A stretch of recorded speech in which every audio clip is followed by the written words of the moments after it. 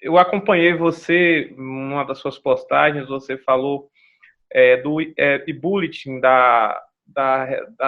foi publicada pela Associação Americana de Ortodontia, que mostra, né, os novos perfis em que a ortodontia está mais ou menos inserida, seja nos perfis de pacientes, dos alunos, dos profissionais, né, da forma de divulgação em mídias. Enfim, eu queria que você compartilhasse com a gente, né, o que é que você viu, o que é que você achou bacana, né? A gente está falando de mudança em vários pontos, né? E eu acho que também essas mudanças que estão acontecendo nesse meio que a gente está, né, do contato social, vamos dizer assim, entre os profissionais, pacientes, enfim, a mídia aberta como um todo.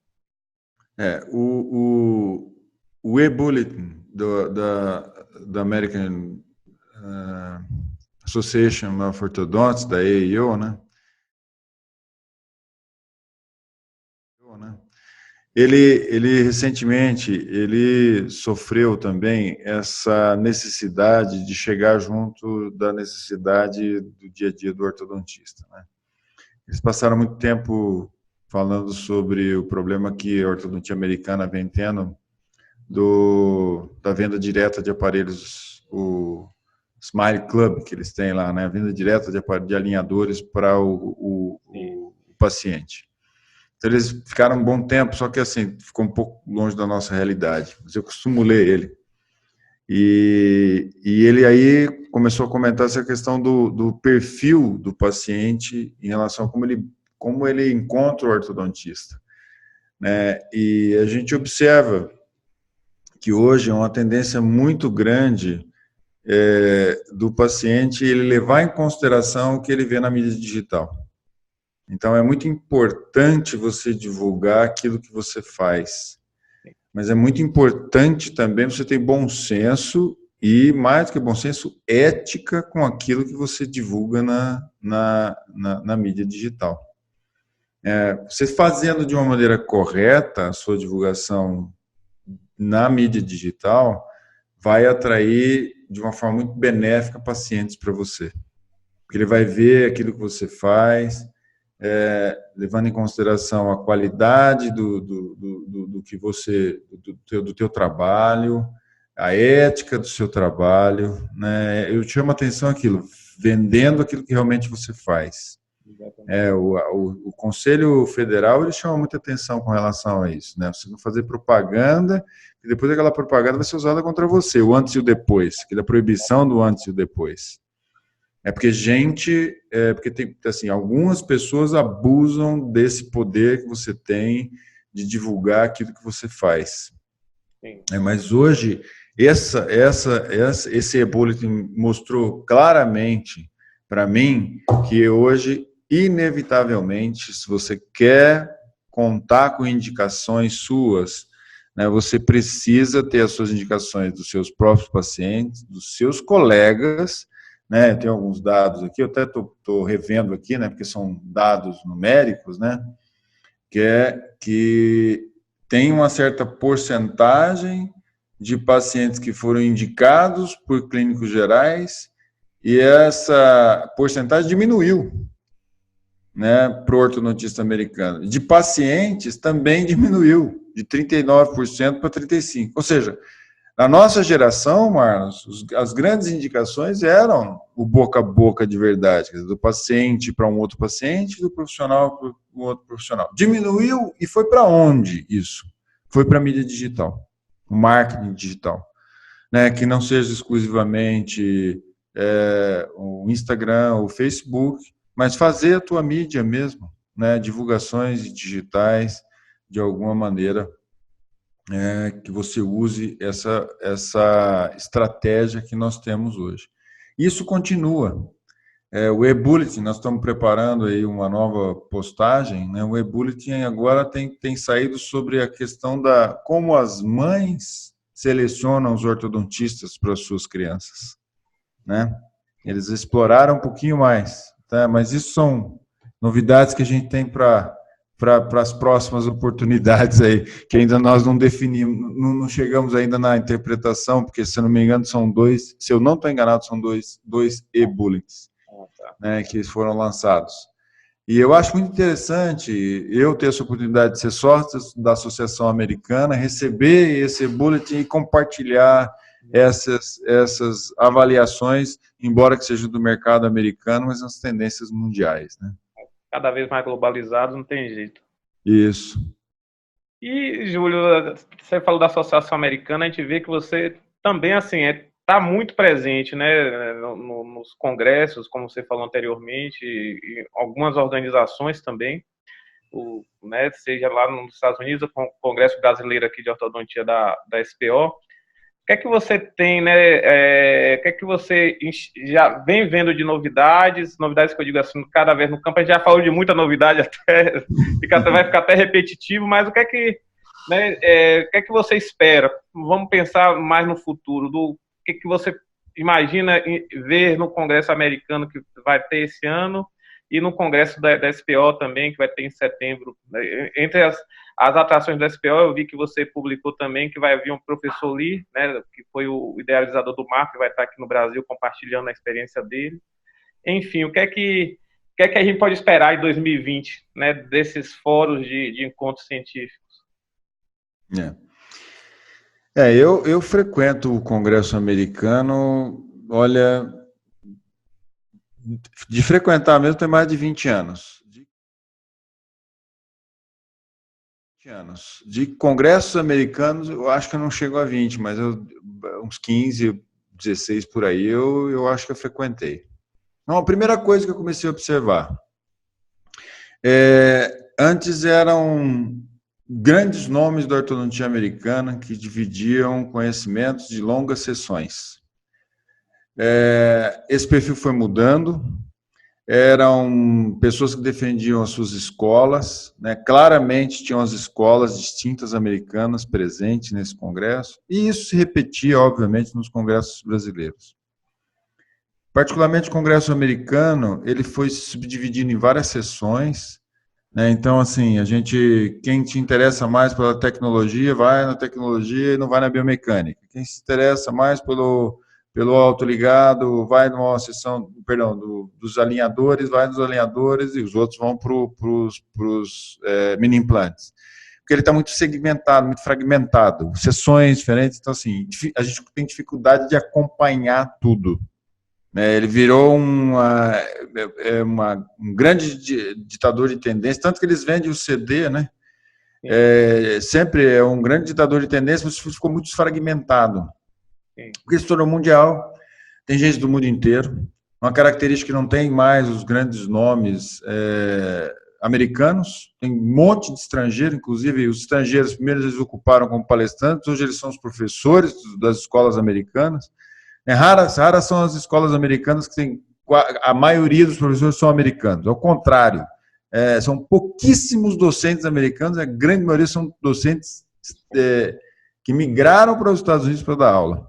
Fora os que já são palestrantes, professores de fora dos Estados Unidos que já vêm. E aí uma particularidade, né? Muitos são brasileiros, né?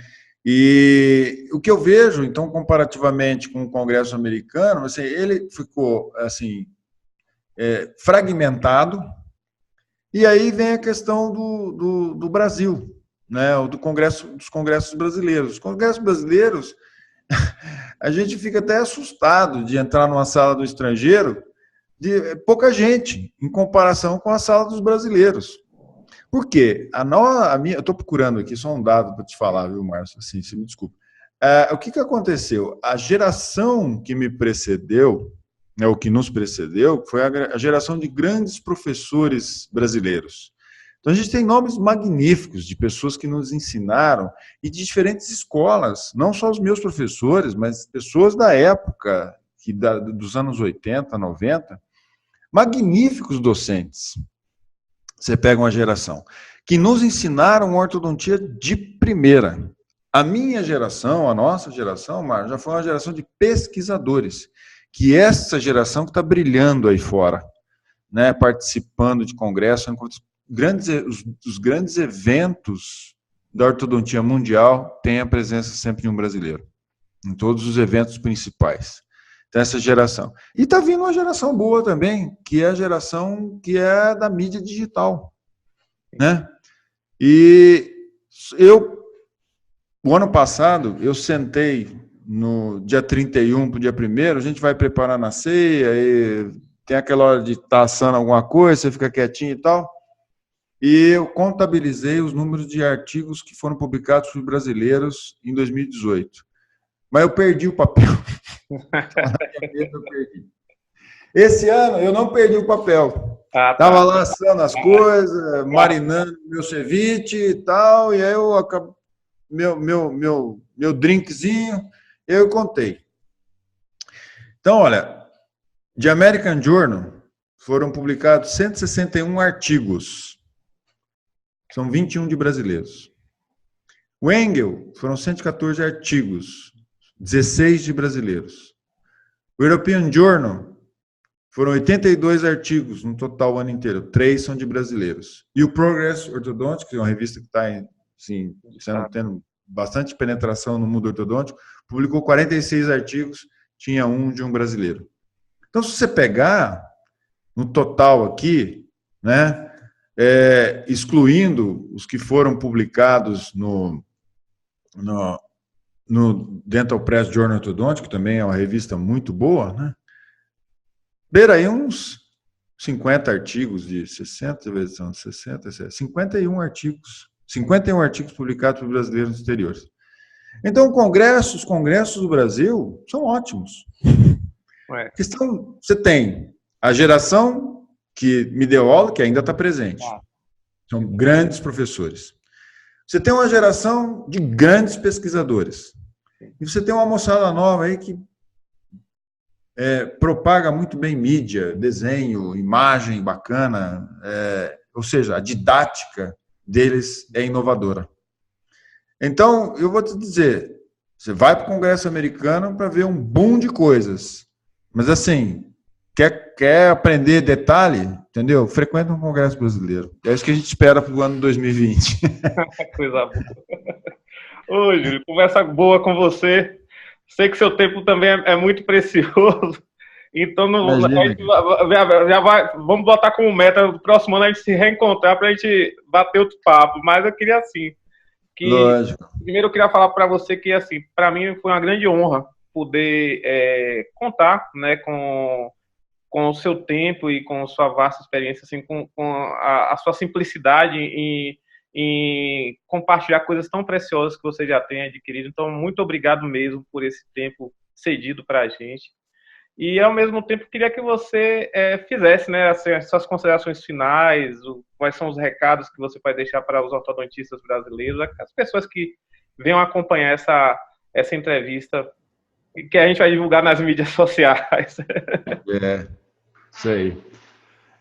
Então, Marlos, eu acho que eu queria deixar uma mensagem que fosse atemporal, né?